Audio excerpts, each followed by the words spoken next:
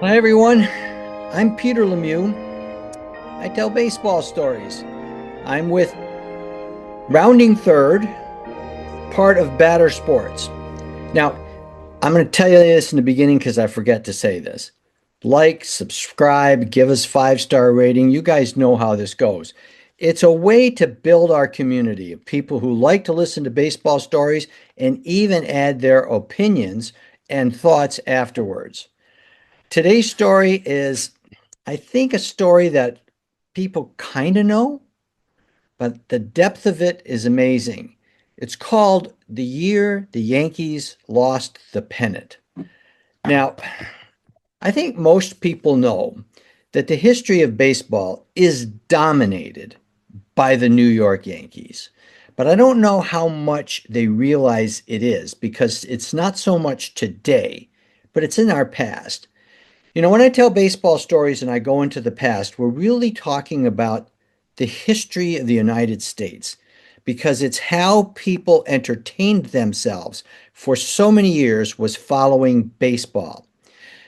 When I was a young man, I might only been 12 or 13 years old. I found a book in my house, and to this day I have no idea how that book got there and or anything like that. But the book was entitled The Year the Yankees Lost the Pennant. It was a book by a guy named Douglas Wallop. Well, interested me enough, so I got involved in it. And the story goes something like this. It's about a real estate guy in his 50s who is absolutely in love with the Washington Senators. He follows every game, and every year he gets so angry that they have no ability to beat the Yankees. So what happens is to this real estate guy, he ends up selling his soul to the devil so that he could become a great home run hitter on the Senators and steal the pennant from the Yankees. Well, I won't go on to tell the whole story because it was made into a very successful Broadway play, and then a movie called Damn Yankees comes from this little book. But I thought about that in this sense. Imagine being in the American League and having no chance to win the pennant every year because of the Yankees. Is that an exaggeration? Consider this.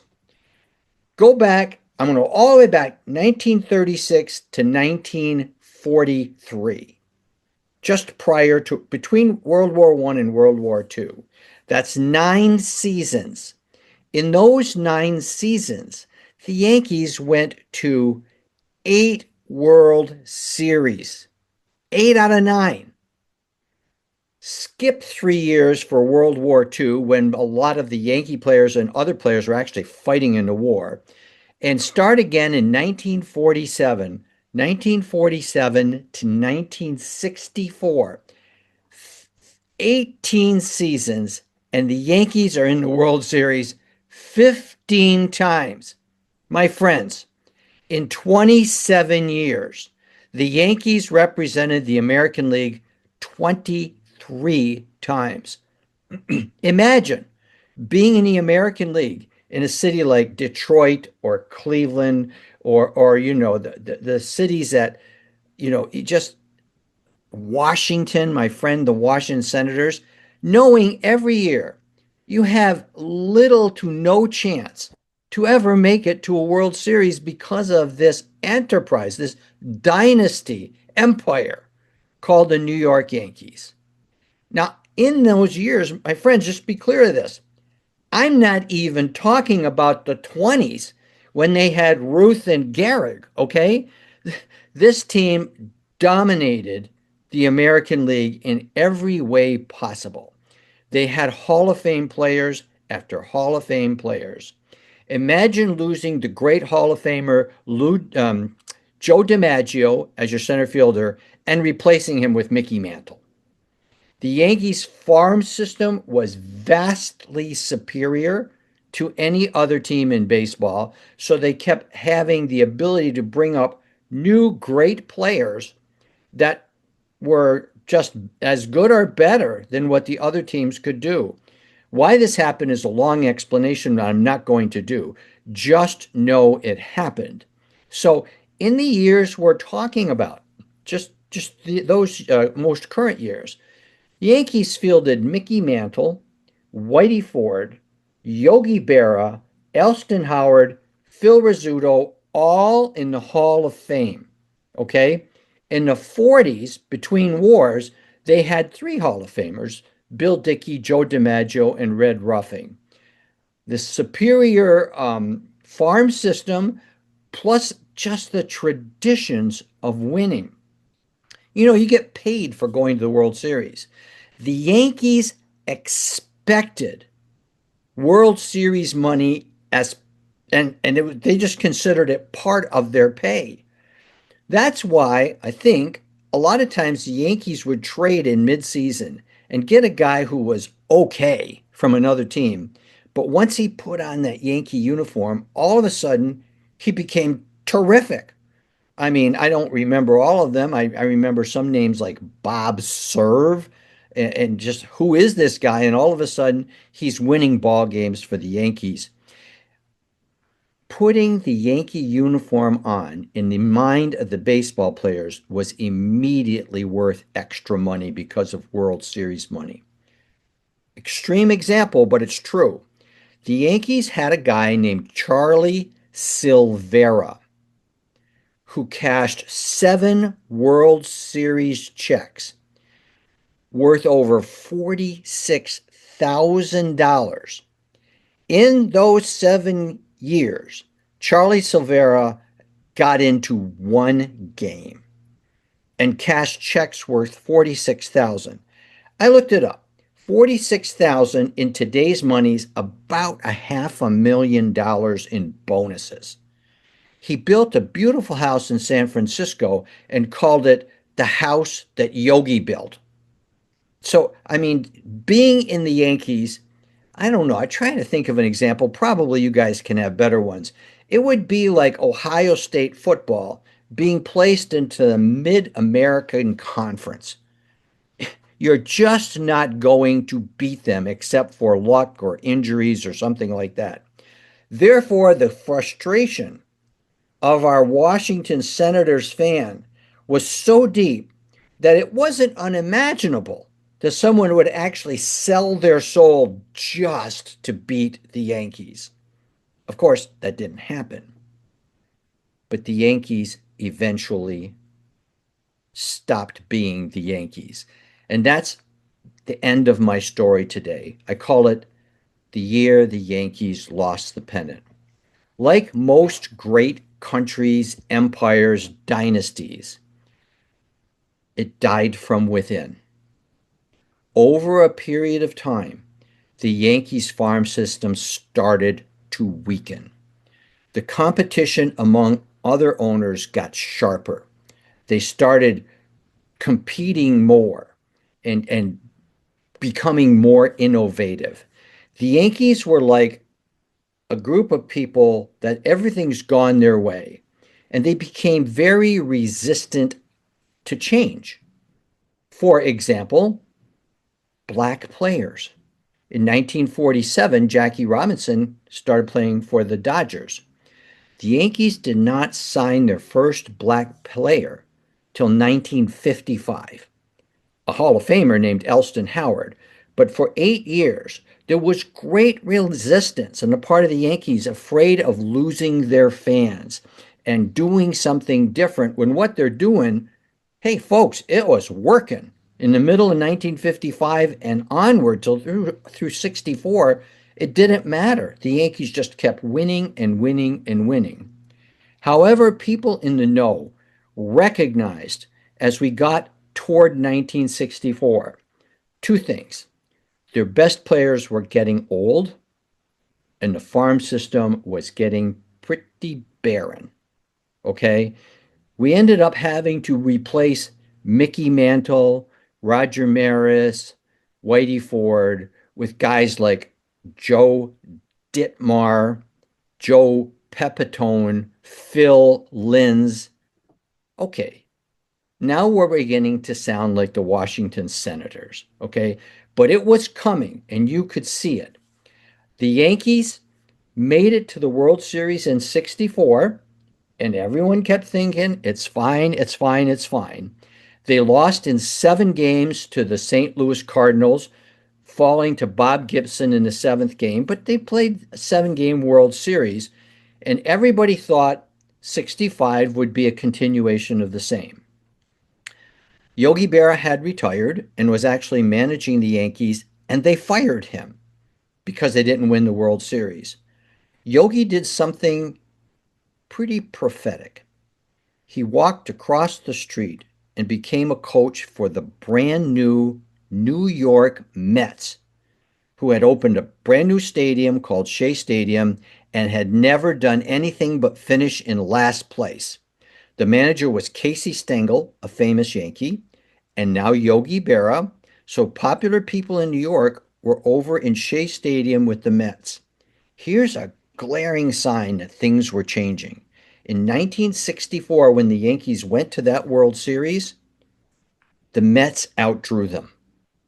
The last place team in the National League drew more fans than the World Series pennant winning Yankees.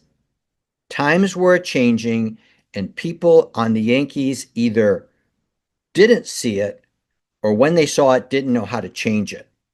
And when the fall of the Yankees happened, it was dramatic, absolutely dramatic.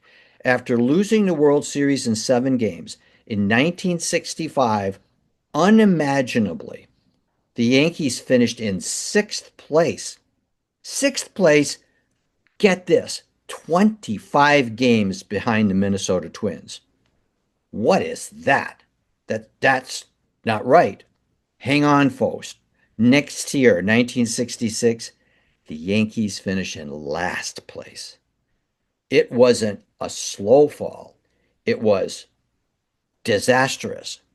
They were not going to return to a World Series till 1976.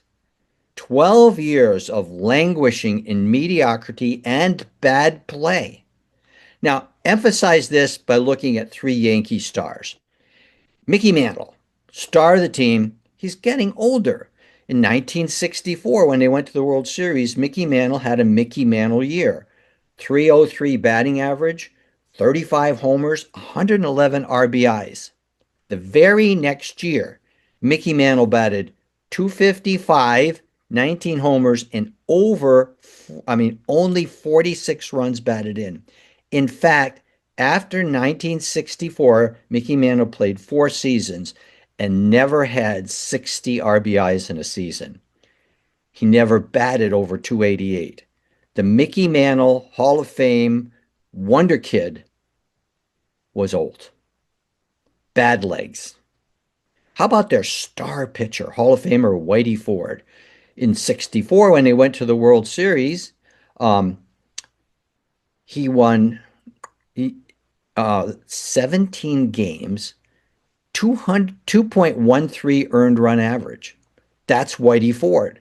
In 65, his earned run average bumped up almost a full point to 324. And of course, he still won 16 games because he was all they had, but he lost 13. His innings pitched stayed the same at 244, and then Whitey was pretty well done. In 66 and 67, his last 2 years, he never pitched more than 73 innings and never won more than 2 games. He was 2-5 and 2-4 in 66 and 67. A crash. How about 61 home run Roger Maris? Okay. He did Roger Maris in 64 when they went to the World Series. 281, 26 homers, 71 RBIs. In 65, 8 home runs and 27 RBIs. In 66, 13 home runs and 43 RBIs. So bad, they traded him to the St. Louis Cardinals for a guy named Charlie Smith. Charlie Smith. Look that one up. You'll probably find doctors in Westchester County named Charlie Smith before you'll find this baseball player. From 1965 to 76, when the Yankees struggled back in contention again, the American League was dominated by the Baltimore Orioles, who won went to the World Series 4 times. The Oakland Athletics went to the World Series 3 times. Even the hated Boston Red Sox made it to 2 World Series while the Yankees were languishing. And that's the year the Yankees lost the pennant. It was actually 1965, but you could see it coming in 64 as their players were aging. The farm system was a disaster.